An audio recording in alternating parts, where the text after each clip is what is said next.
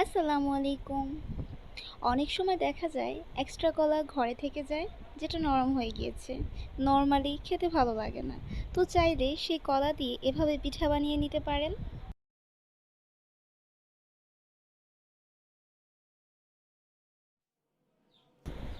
এখানে আমি 4টি কলা নিয়েছি। দেখতেই পাচ্ছেন কলাগুলো একদম মজে গেছে।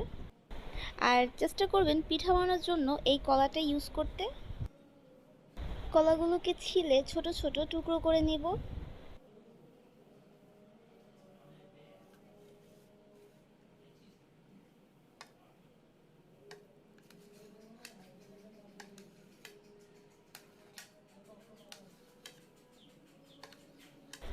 এবার এই টুকরো করে কেটে রাখা কলাগুলো আমি ব্লেন্ড করে নেব।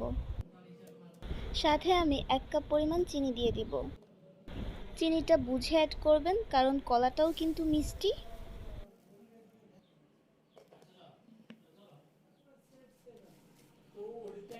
ব্লেন্ড করা হয়ে গেছে। এখন এগুলোকে আমি একটি মিক্সিং বোলে ঢেলে নিব।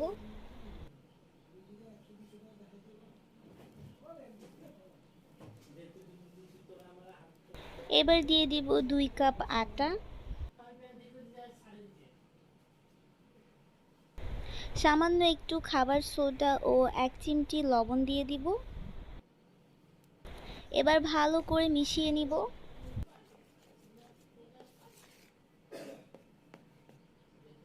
আমার কাছে একটু ড্রাই মনে হয়েছিল, এই জন্য আমি কিছুটা পানি দিয়ে দিব।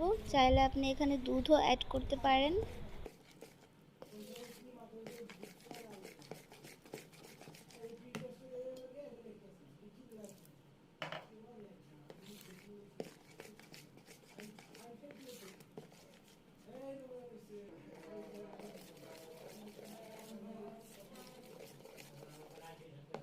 মিক্স করা হয়ে গেছে। এবার ফ্রাই প্যানে তেল গরম বসিয়ে দিব।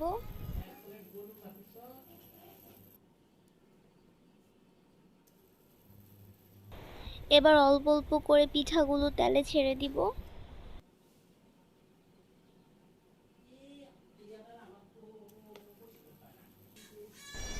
একটি পাশ যখন হয়ে আসবে তখন উল্টিয়ে দিব।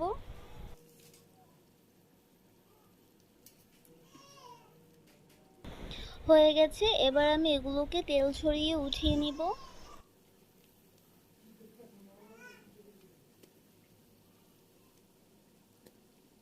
আমি সবগুলো পিঠাই এভাবে বানিয়ে নিব।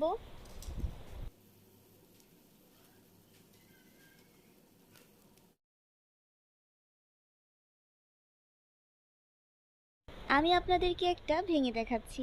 পিঠাগুলো কিন্তু অনেক সফট এবং খেতেও অনেক মজা। আজকে এই পর্যন্তই। ভিডিও ভালো লাগলে লাইক, কমেন্টস এবং শেয়ার করবেন এবং আমার চ্যানেলটি সাবস্ক্রাইব করবেন। আল্লাহ হাফিজ।